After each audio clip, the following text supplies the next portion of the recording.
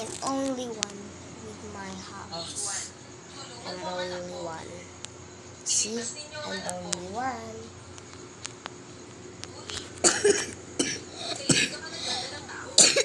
I have one slipper. See, look at my slipper.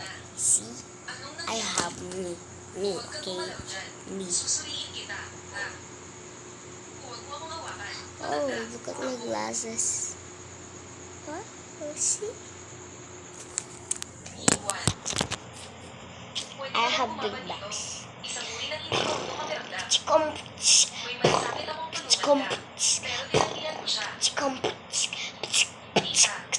No.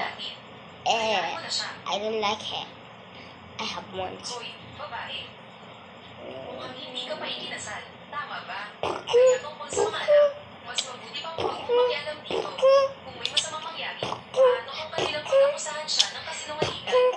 Magkakaproblema siya. Anong sinasabi mo? Magkaibigan kami ni Iwan. Ako. Paano mo siya aakusahan ng kasinungalingan?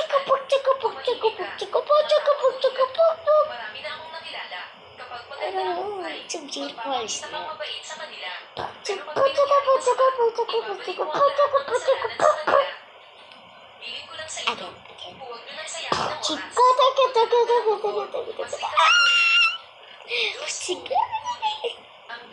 I don't know.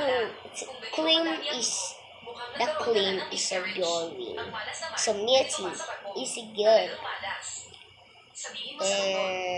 Gusto ko mag-English. Wala lang. May isang babaeng buntis. Nagkaroon siya ng No, pagkalaglag.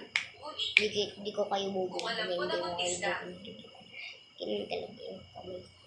Hindi sana ako pumayag Masyado na ang maglakbay ka. cellphone. Iiwan Kaya nga nagbutas ako. ako. Magkaibigan tayo, di ba? Malaking bagay yan. Bakit mo itinatago sa akin? Talaga, malungkot ako. Babae. May kasabihan na. More difficult intindihin ang puso ng tao. Akala mo kaibigan mo siya. Pero siya, hindi ka naman talaga tinitingnan bilang kaibigan. May mga tao na kilala lang natin ang mukha. Hindi natin kilala ang kanilang puso. Lumayo ka. Tita, Pusa. may nais sana akong humingi ng tulong sa iyo. Matutulungan mo ba ako? Yung mata ko. Anong nais mong ipagawa sa akin? Kakalipas lang, nakita mo na ang nangyari. Kapapsat ko, nagkawala ng bata. At hindi ko alam, nabuntis pala siya. Ganun ba? Pwede mo bang samahan ako sa ospital? Para magsaksi para sa